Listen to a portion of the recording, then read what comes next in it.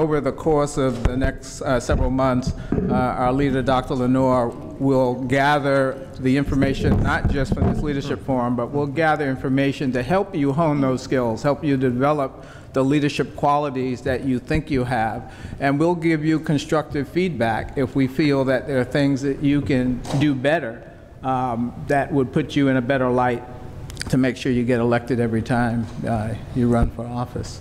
Dr. Clear, we want to know at the local level what sort of things you find that are important with regard to developing leaderships to move through the ranks from the local level up to the national level. Thank you so much. So I am not a past president, nor am I current president of the national organization, but I am the immediate past president of my local society, Manhattan Central Medical Society, as well as current Region 1 chair. And I always like to think Region 1 is one for a reason, but so I'd really like to thank Dr. Lenore and Dr. Vivian Penn, who, you know, when I brought to them the idea of we should really have a session on leadership from the past presidents, they were really receptive to me bringing up that idea and really seeing it to fruition. So I really like to thank them for even considering me to be a part of this distinguished panel, because as I said, I am not a past president. What I did like to do is, first of all, because we're going to make this interactive, we've been sitting here and listening, so how many in the audience are current leaders in their local society or their local affiliate? Okay, and how many regional chairs? I know who they are, but good, they're still awake. So I'd like to introduce right now some of our local leadership on the regional level and in the local level in New York, just so they can give their perspectives on what it is to be a local leader. And we want it to be interactive, so please feel free to come up to the mic and give your perspective. So first to my, left, Dr. Rachel Villanueva, who's the past president of the Manhattan Central Medical Society and current vice speaker of the House of Delegates. And we already heard how important the House of Delegates is to our leadership structure. And she is a candidate for Speaker of the House of Delegates this year. We also have Dr. Denise Asifur Ajayi, she'll kill me for the pronunciation butcher, who is current leadership. She's our resident member of the Manhattan Central Medical Society and future president of Manhattan Central Medical Society. And she's been really an engaged young physician in our local level, and she really is doing a lot in the Young Physician Committee, and so she'll speak to a little bit about her experiences in that. And to my right, Dr. Leah Applewhite, who's the president of the Clinical Society of Queens and Queens and Long Island, sorry. And obviously you know Dr. Price. So I think I'd like to pose the questions to the panelists and they can speak right from their seats.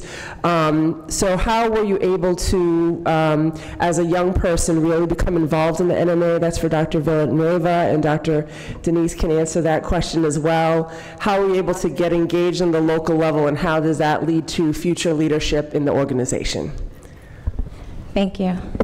So I was actually an SNMA national president and SNMA, very involved in SNMA. So for me, coming to NMA, it felt very natural. It was, I was going to be involved, and there really wasn't a question about it. My first NMA meeting was, as Dr. Bailey spoke about, was the San Antonio meeting, and I came as an SNMA representative.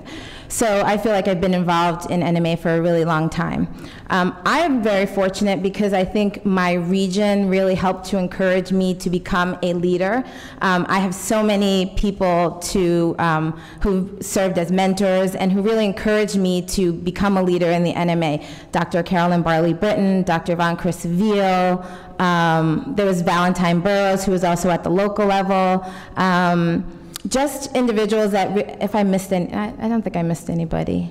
Dr. Patricia Hart is here as well, and just people who are really encouraged me to take leadership roles, and that I wasn't too young to take that role at the time, and that my voice was valuable, and what I had to say was valuable to the organization.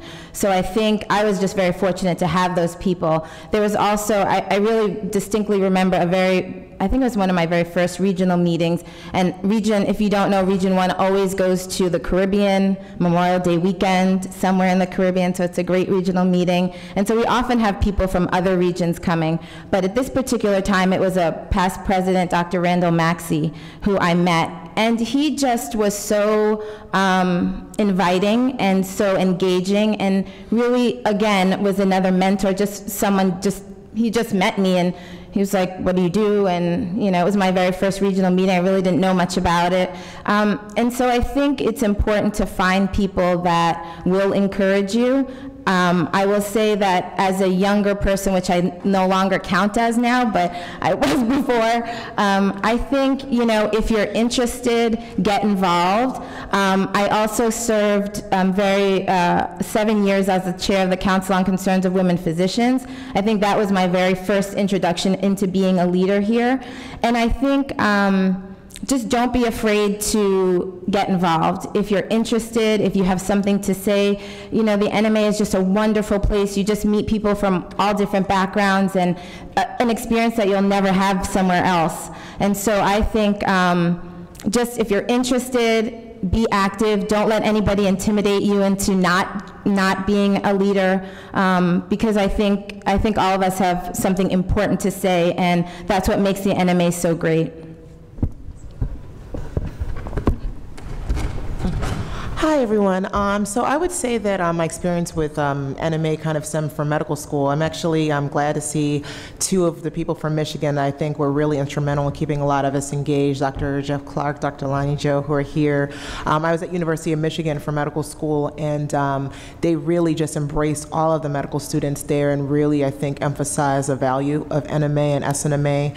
And I remember distinctly, as a graduation gift, they actually gave everyone a membership into NMA, all the graduating medical students. So you really had no excuse to be not involved when you started residency. And in New York, I've been really fortunate with Dr. Claire, Dr. Britton, Dr. McWilliams, who, despite a very busy residency, I'm a fifth-year urology resident now, so time is not very pleasing to me right now. But I think that I've really realized the value of NMA. I've really been able to take advantage of that value, and I think more people need to see it. So I think being involved at a local level, I'm the social media co-chair for our MCMS chapter, and then I'm also a social media chair for our Region 1. And I think social media has been a great venue to really get the word out there of what we do, what our mission is, and why Black physicians are important, why the mission of what we do is important. So I think that being involved continues to reinforce why we need to be engaged, and it's allowed me to hone in on my leadership skills that I've then been able to bring to various aspects of my residency at Columbia. So I think just really seeking out mentors. All of the physicians in our MCMS chapter have been extremely supportive, whether I have the time or not. They really push me to be the best and to put those skills at the forefront. So I'd say for any resident, don't think you don't have the time for it. Obviously, only commit to what you can, but it doesn't take much, and even the smallest task really goes a long way at the local level. Excellent. You can see she's well trained. And then I'd like to direct our question to Dr. Applewhite, just speaking on the local level, really how you were able to engage African American physicians in their community, be involved in organized medicine. We know we're often pulled in many directions because of our jobs and our other commitments. So how we were able to engage physicians in Queens and Long Island to be involved. Thank you, Dr. Claire. And part of what I wanted to at least speak on just for a few minutes regarding the local level and engaging Black physicians is the need to reach out to existing groups and make an effort, even if it's a small effort, to continue that communication regarding the fact that the NMA is still here, that there is leadership that's available, as well as trying to negotiate individually. What I've discovered over the last year or so is some of the joy of reaching out to people one-on-one, contacting folks who are working in other areas further out on Long Island, and also working with folks in Manhattan. Some of the difficulties is certainly the time that we need to do other things, as well as understanding that some of the infrastructure at the local level in terms of time to contact sponsors is incredibly difficult. The point of continuing those numbers and the contact information, trying to reach people one-on-one has been somewhat helpful, as well as just recognizing some of those challenges. That being said, I think that all of us individually and those of us who are thinking about working at the local level shouldn't be discouraged by some of the challenges, and to continue to move forward, even if it's small pieces at a time, but just to maintain the fact that you're reaching out, you're maintaining those groups, and you're reminding people of what's at the local and what's at the national level. So I think what Dr. Lenore had for this part of the segment is really to talk about some of the best practices of what people are doing locally and on the regional level. So I'm going to take the prerogative, and hopefully I won't get in trouble for it, or I'll hear about it later, to really open up the floor to, if anyone wants to share some of their best practices on the local level, how they were able to engage physicians locally as well as regionally. That would be helpful if anyone feels empowered to get up to the microphone and speak on behalf of their local level. And please say who you are and your local chapter or your region. I'm Dr. Lewis Hargett, and I'm in Louisville, Kentucky, and we are the Falls City Medical Society. Kentucky as a whole is not a very large African American population, and Louisville is the largest city by far with the largest number of African American physicians. And as Dr. Brown mentioned earlier, the biggest problem that we had engaging people was relevancy. And, you know, everybody is told... Repeat that one more time, I'm sorry. Relevancy. Relevancy, yeah. You know, they're in the AMA, they're in the local, in the majority societies, as well as... Or take it off the stand if you want. Yeah, thank you. The biggest problem that we had was engaging people and getting them involved with the local chapter of the Falls City Medical Society. Right. And the whole question was, well, what does it offer us, you know, that we don't already get from our local society, from the majority society, special society, et cetera. And so, you know, when we started getting people involved as African American physicians, all of us the same, bringing them in from different, you know, environments. You know, we got the majority hospitals that they're affiliated with. We saw a big, huge influx in our membership, and we continue to grow. And then I could get them to come to meetings and, you know, local meetings, state, and then the regional, and especially here, we got them by the end. So, you know, it's just but it's a process of trying to get them engaged. So I think what we've also learned in the local level in New York, and when I took over, it was also equally a challenge to find out, you know, who our members are, who is in our community, and really just get them to be engaged. But as Dr. Bright already mentioned, know your organization, know your local community, know the challenges that they are, and be able to speak to the mission of the NMA. And what I always did is I always say Manhattan Central Medical Society is a local affiliate of the NMA. I never stop saying that we are a part of the NMA. In every communication that we provide, in every email to the members, we're not just some random Joe Schmo local society. We are a part of the NMA, and that's extremely, extremely important, one of our best practices. So I don't know if Dr. Lenore is signaling me the time. Okay, just checking. Go ahead, Dr. Walden. Yes, I'm Dr. Linda Walden. I've been president of the local and state of Georgia Medical Association, currently Region 3 chair. And the successes that I have had that I'd love to share is simply engaging your members. They've got to be engaged. I give them assignments to do. I don't just say, come to our meetings. Yeah. I want you to talk about this, that, or the other that's going to be beneficial to our members. Also, we have a lot of banquets and programs, and I try to get the state and national presidents. They have come. Dr. Price has come. Several of our presidents from the national have been our keynotes for our organization, for our banquets, and it has been a phenomenal success. We reach out to the current historically black colleges Albany State University and started an SNMA chapter. We mentor those students. We invite them. In fact, I called them up and I told the advisor, I don't care how many you have, how many do you have, 25 pre-med students, I want them all to come to our banquet. When those kids saw 100 and some odd black physicians in the audience, which they had never seen one before, they were just in awe. And that just made a difference in them excelling and doing well in school. So it makes a difference. You gotta engage people. You gotta let them know how much you need them. Don't just say, come. Tell them why you want them to come. And that has been the success on a local, state level for me, and now hopefully becoming more regional. We have a newsletter we send out so everybody knows what's going on, even if they can't come to all the meetings. At least they know what's happening. And we want them to give us input. We don't want to just tell you. You tell us what you think we need to do. And when people feel like they're important and they're making a contribution and making a difference, they will stay connected.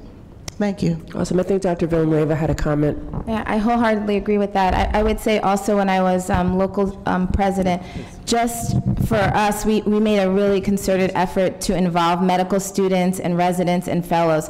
So they're always welcome to come. They don't have to pay for the meeting, and that's always on the flyer. Residents and medical students, always on our correspondence to our members. And I think that's really important as we think about the future of the NMA, is how to engage younger physician members, even at the medical student level. I think that has to be a big push for us as far as the NMA is concerned. And it really, at a local meeting, it doesn't really take that much, as Dr. Walden was saying. It's just a little bit of effort. It's that personal touch. It's that calling that person that you've met at a meeting. It really does make a difference.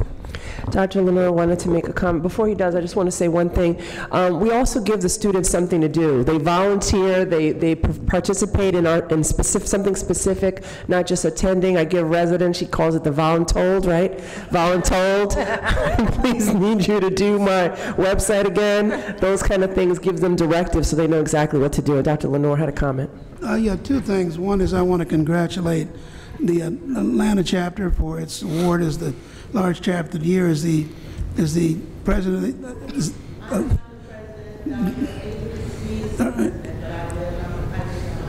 and I'm particularly proud Dr. Joy Foster's here. St. Clair Miller is the small chapter of the year award, and have developed a number of very ingenious and actually profitable programs, and there's a lot. I would have a lot to say if she were part of that. But I would say this: no matter what position you're in, regional chair or local chair, hire some staff person. Pass the hat, beg, steal, borrow, but get some staff to help you do your job. If you try to do this out of your office, with you typing this and type, things fall through the cracks. Do the very best, make that one of your top priorities. You got to have staff. If you don't have staff, then you just aren't going to be able to successfully negotiate your program. So don't try to do this by yourself in a busy practice.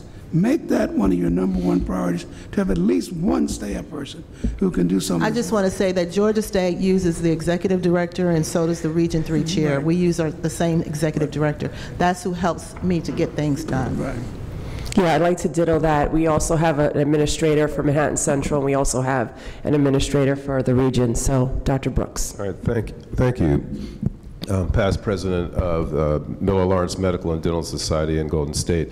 And what we did at at Miller Lawrence is, first of all, we involved the dentists. So we have Miller Lawrence Medical and Dental Society, B, we determined to have a signature event every year, a scholarship and recognition dinner. And what we do is we recognize physicians and dentists in the community. It turned out that there are a number of African American physicians have been practicing 30 years, and we recognize them with the Trailblazer Award.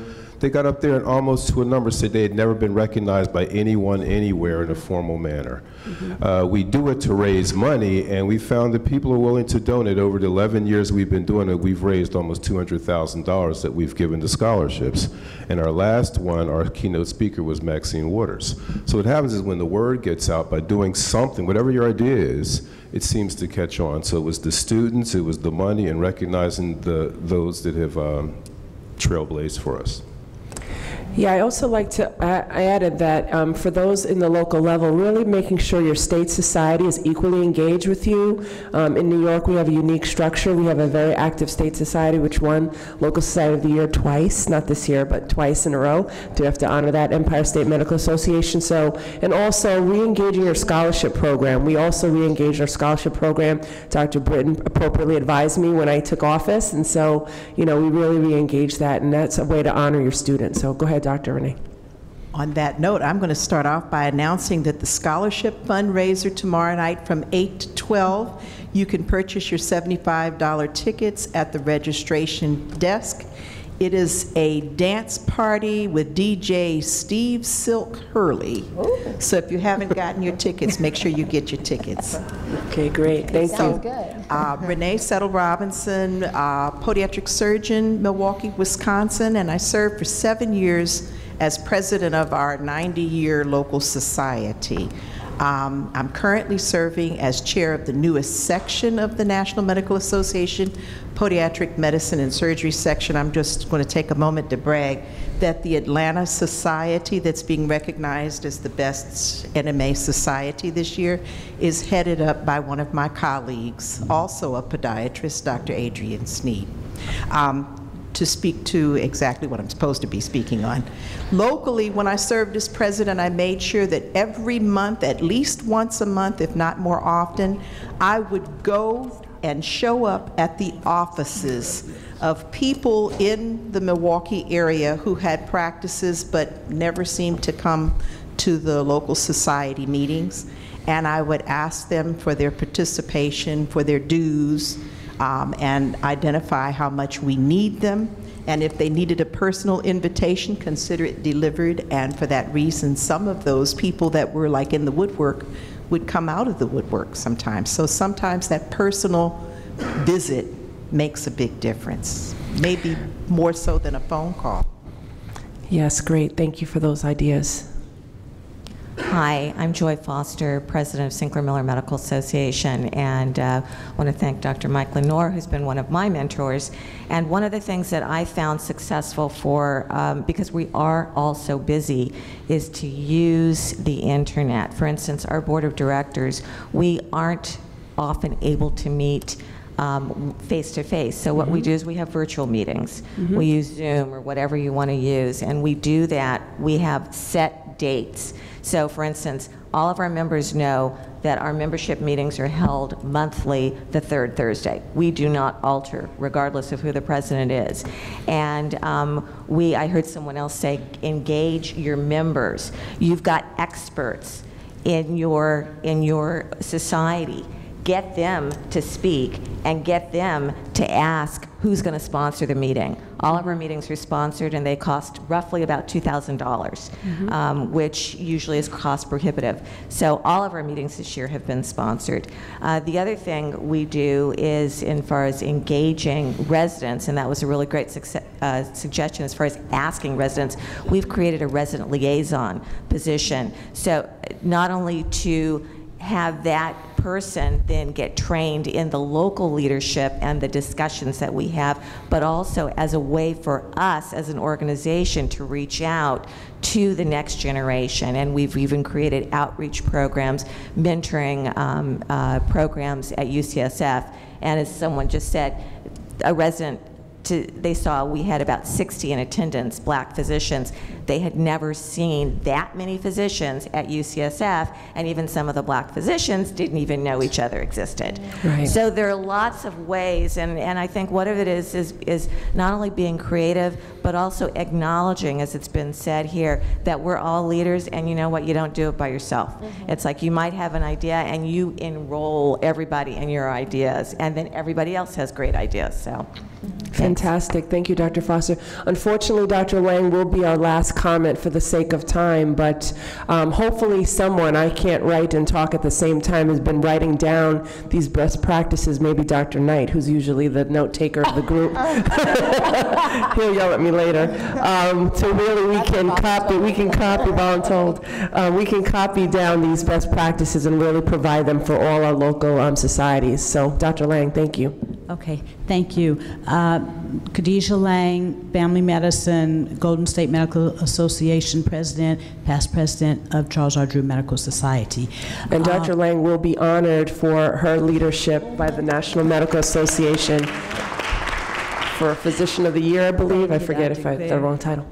I just wanted to say that one of the things that I found was really helpful when I was president at the local society, and I have continued doing as president of the state association, was to get NMA to sponsor CME programs. That allowed us to be able to use our own. Many of the organizations that were really willing to sponsor came along trying to tell me that I had to use their speakers, and I said, okay, fine, they need to be an NMA member or a Drew Society member. And they're, oh, we don't have any. Okay, well, if you're a major corporation and you don't have anybody that looks like us, and you have as many of us as there are in every specialty, and you don't have anyone looking like us, then we don't need you to sponsor it, because we require the person that speaks to us to be a member of the NMA or our local society.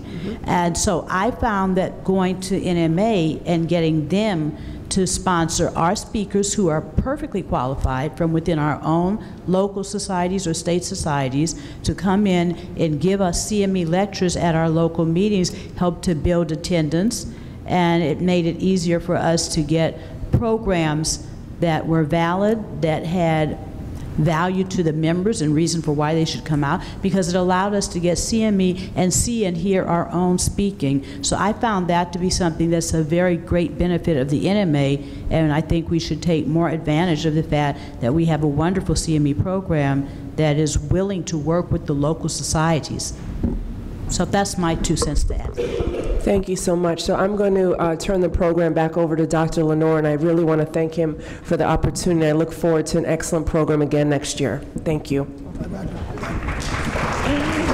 Point of personal privilege, and Dr. Bailey, you had something really important to say. Something's going to be earth-shaking and change the dynamic of the meeting. But go ahead.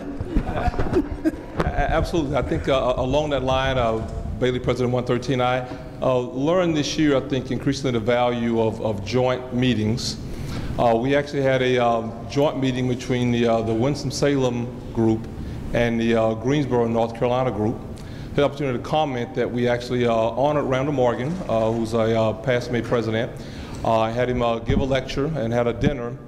We found out then that the 2 groups actually had not had a joint meeting in some time. Probably over time in North Carolina, I think probably for a variety of reasons, there had been a splintering of groups for a variety, I think, of leadership reasons.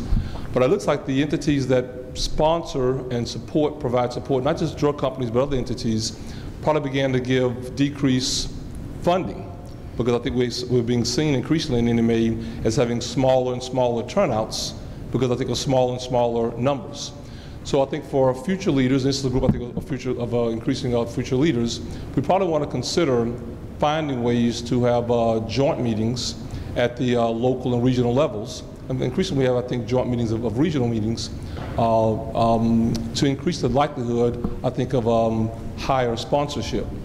I'd also comment that I think Khadijah made the point on CME, but also I think enhances the likelihood, I think, for our ability to enhance the academic component, I think, of that reach piece as well. So I think those are some considerations, I think, for some of the challenges we're going to have, I think, going forward. All right. Thank you very much. Well, I want to thank everybody who participated today. This is our first meeting, and I think we've all learned a lot of things about where we need to prioritize our next meeting and what we may need to do better. I think it's really important to recognize that leadership in the NMA is available in a number of different places. We didn't talk about the regions, and we didn't talk about the scientific sections.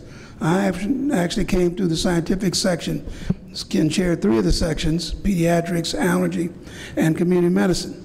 And I learned a great deal, because we're one of the great scientific meetings in the world, and you can certainly come through that process. I would say to you that the greatest moments I had was as a local society president, reaching out to other organizations and putting together programs that I thought would be good for the community and good for my group of doctors. I think if you want to move through the National Medical Association to positions of leadership, not because you can do a better job, but you can do a different job, then you have to have your eye on the prize. You have to understand some of the structural things about the organization, show that you can serve, show that you can follow. Because if you can follow, then obviously you can learn how to lead. So I'd like to thank all the past presidents who took the time to participate. I'd like to thank Camille especially for putting together this portion of the panel. And we hope to see you again next year, bigger and better.